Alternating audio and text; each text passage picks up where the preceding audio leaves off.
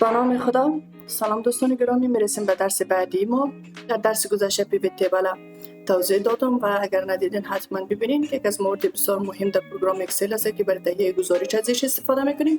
امروز بخش پیکچر هم در پروگرام ورد کاملا این مورد توضیح دادیم. بازم در پروگرام اکسل میخوایم براتون توضیح بدم. ما با کلیک کردن روی پیکچر میایم در هر بخشی که میخوایم پیکچر مورد نظر خود داشته باشیم.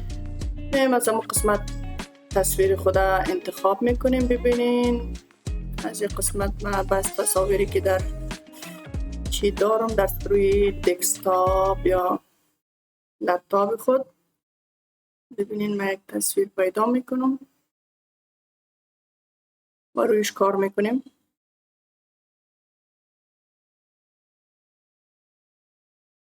مثلا این تصویره، این تصویر ما فعلا آماده دوستا. اولین کاری که میکنیم تصویر خود از این قسمت کوچکش میسازیم.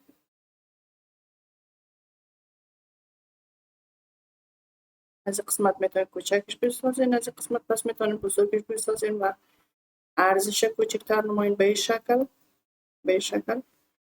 و پیکچر فرمت اینجا به وجود میاد. شما میتونین اولین کاری که میکنین فرمت های مختلف یا استایل های مختلف از این قسمت ها روی تصویر خود اپلای کنین و یا هم باردر تصویر خود از این قسمت مثلا برش عرض یا اندازه باردر را تعیین میکنین. بعد از برش یک رنگ در نظر میگیرین، رنگ ببینین به حالت.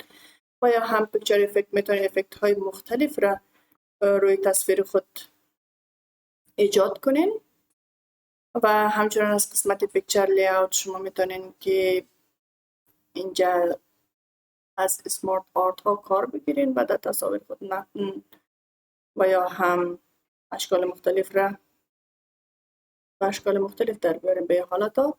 و همچنان در قسمت پیکچر دوست عزیز یکی ریموو بک‌گراند است. مثلا از قسمت شما میتونین که ساحاتی که میخواین بک‌گراندش حذف شوه با مارک کردن میتونین حذفش کنین. مثلا این ساحات نباشه، این ساحه هر ساحه‌ای که شما نشانی میکنین بک‌گراندش حذف میشه. mark areas to remove. بله ببینین میگن keep changes. بله ببین به حالت در آمد. و یا هم نخیر پس ما میخوایم باشه. اگه بخواین تغییرات نه از discard all استفاده میکنین و دوباره تصویر اصلی ما برمیگرده. از قسمت کورکشن شما میتونین که همون تصویری که میخواین اندازه روشناییش، تاریکیش، همون تصویر دلخواه خود به دست بیارین. از قسمت ببینین یک قسمت به شما نشان میده کانتراست 20%، مثلا سازگاری 40%. هر کدامش با شما اینجا نشان خواهد داد. مثلا میتونین از این کار بگیرین، این کیفیت تصویرتان بیشتر نشان میده. و یا هم از قسمت کالر شما میتونین به این حالت رنگش را تغییر بدین. از قسمت آرتیست به شکل نقاشی ها، اشکال نقاشی گونه میتونین تبدیلش کنین. و همچنان از این قسمت میتونین اندازهش، یعنی به اندازه همین حجم تصویرتان به اندازه وب باشه، به سایز مثلا کوالیتیش برای پرینتر باشه و یا هم به اندازه سایز ایمیل باشه و یا هم رزولوشنش دیفالت باشه. هر بخش که شما انتخاب میکنین. از این قسمت میتونین دوباره تصویر خود تبدیل کنین که من نمیخوام تصویر خود تبدیل کنم. از این قسمت میتونین مکمل تغییرات که تصویر شما آمده تغییرات پس حذف کنین. و همچنان از این تصویر خود میخوایم یک تصویر دیگه هم داشته باشیم به حالت و برین فوروارد، سند بکورد. این دوتا حال میشه. ببینین من روی ازی کلیک میکنم. وقتی برین فوروارد میگیم پیش رو قرار میگیره، سند بکورد میگیم دوباره عقب میره. از قسمت سلکشن پن شما اگر تصاویر خود از قسمت ببینین رویش کلیک میکنین هاید شد، دویمش نیست هاید شد و یا کلش شو میگین یا تمامش هاید میگین. سلک فرمت پیکچر سلک پن همین کار انجام میده. و یا هم از قسمت شما میتونین که تصاویر خود در موقعیت های مختلف که میخواین امونجا مثلا قرار بتین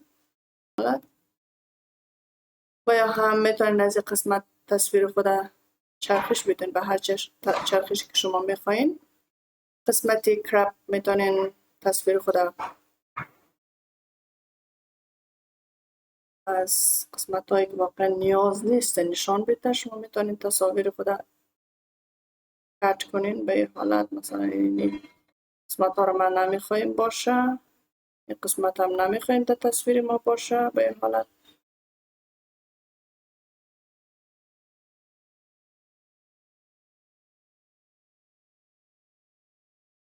ببینیم که با چه اندازه را فقط این قسمت پاک کرد. ما میتونیم از قسمت تصویر اندازهش خورد بسازیم و یا هم کلان بسازیم. این موارد مکمل در پروگرام ورد توضیح داده بودیم. حال در اکسل نیز یک مرور شد برای شما دوستان. و پس میایم در قسمت انسرت، قسمت پیکچر حذف میکنیم و در اینجا از شیپ روی شیپ میاییم. میخوایم یک شیپ های متفاوت داشته باشیم، مثل این شیپ که خود ما به حالت میتونیم ترسیم کنیم و دوباره روی از یک متن قرار بدیم. مثلا میگیم this tables information about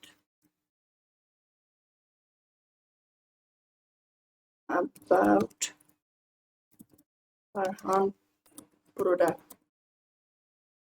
یعنی اطلاعات در حالت یک در داخل یک شیپ اینجا ما قرار میدیم. باز میتونیم شیپ خود از اینجا دیزاین های مختلف برش بدیم و یا هم از این قسمت میتونیم همین به این حالت ها در بیارین و اوتلاینش هم میتونین خط اطرافش برش رنگ در نظر بگیرین به این حالت و یا هم میتونین افکت های مختلف برش به خود قرار بدین از به این حالت. و یا هم دوست عزیز میتونین که متن داخل شیپ خود از اینجا مثلا یک حالت در نظر بگیرین به این رنگ و یا هم به این رنگ و میتونین از قسمت هوم اندازه متن بزرگتر بسازین به این حالت. و همچنین از قسمت شیپ فرمت شما میتونین تکست خود با هر رنگ از قسمت هم میتونین با هر رنگی بخواین فیل کنین. از قسمت اوتلاینش میتونین اطراف متن خود نیز یک رنگ برش بدین. من این رنگ برش میتونم رنگی سیاه و یا هم حالات های مختلف دیگه داریم برش بود. مثلا این حالت رفلکشن به این حالت میتونین در بیارین و یا هم میتونین از قسمت send bring forward و send backward هم بر شما کار کردم. قسمت سلکشن هم در درس گذشته بخش شیپ در همین درس کار کردم و از این قسمت میتونین که خورده کلانش بسازین شیپ خود و یا هم کوچکش نمایین. و همچنان میتونین دوستا بدون از اینکه از اینجا شیپ بخواین انسرت کنین، میتونین از قسمت تکست باکس یک شیپ ایجاد کنین و در داخلش متن خود مستقیم نوشته کنین بدون از اینکه شیپ بیارین بعد از متن بیارین. مستقیم شیپ با متن یک جای شما میتونین همچنان داشته باشین. more information به حالت. و اینی بود دوستا بخش شیپ در پروگرام اکسل. و همچنان اسمارت آرت ها نیز مورد کاری بسیار زیاد داره در همچنان که در پروگرام ورد مورد کاری داره، در پروگرام اکسل نیز استفاده زیاد داره. شما از اسمارت آرت ها مثلا من میگم که اینجا که به حالت یک لیست هست، پروسس هست، سایکل هست، حالات مکمل حالات را ما داریم. مثلا از قسمت سایکل شما میتونید استفاده کنین. در اینجا مثلا میتونین رویش نوشته کنین. از قسمت تکست پن نوشته کنین که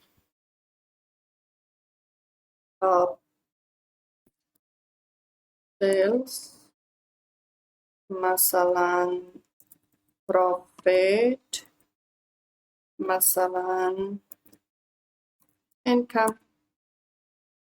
فکر کنم این جدول ما در این مورد اطلاعات دادم. ما در داخل یک اسمارت آرت توضیح میدیم و یا هم جدول ماست و همچنین از قسمت ادباری شما میتونین موارد دیگر اضافه کنین. اگر مثلا سیلز اند اکسپنس باشه به این حالت و یا هم میتونین شیپ دیگر در اینجا اضافه کنین، شیت چهارم و در شیت چهارم میتونین بازم نوشته کنین مثلا نیت پروفیت مثلا اینجا اضافه کنین به این حالت و همچنان میتونین شیت دیگه هم داشته باشین و میتونین از قسمت دیمود شیپ خود یک جای بسازین، از قسمت پروموت دوباره میتونین مستقلش بسازین و از قسمت رایت تو لفت میتونین موقعیت شیپ ها رو به طرف اسمارت آرت ها رو به طرف راست چپ شما تغییرات بیارین و یا هم موو اپ به طرف بالا و یا هم موو داون به طرف پایین و یا هم استایلایش میتونین از قسمت تغییر بدین به این حالت. ببینین و یا هم به این حالت میتونین تغییرات بیارین و یا هم نخیر مورد اولش درست هست. و از قسمت چنج کالر میتونین کالرهایش نیز رنگش رو تغییر بدین و ریسیت گرافیک دوباره میتونین از قسمت کانورت تو شیپ است دوباره میتونین به حالت تبدیلش کنین و همچنان ببینین به یک شیپ تبدیل شد. اینی بود بخش اسمارت آرت ها. 2 سال که در اکسل ما کار کردیم و مکمل اطلاعات این جدول چارت خود در اسمارت آرت توضیح دادیم که کدام موارد مثلا ما در اینجا درس کردیم و همچنین در قسمت انزرت نویم بخش اسکرین شات هست که در قسمت اسکرین شات شما میتونین هر صفحه تان که باز است از یک اسکرین شات بگیرین. مثلا شما میتونین از قسمت یک اسکرین شات بگیرین، ببینین جایی که دیتای ما همین لحظه ویدیوی ما ذخیره میشه، ثبت میشه و میتونین همزمان اگر صفحات دیگه نیاز است که در همین صفحه خود لازم دارین در موردش گزارش نوشته میکنین اسکرین شات بگیرین. و این 2 تا بود بخش الستریشن